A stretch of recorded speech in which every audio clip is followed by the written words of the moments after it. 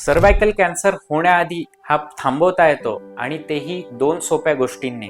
सगळ्यात पहिलं HPV vaccine.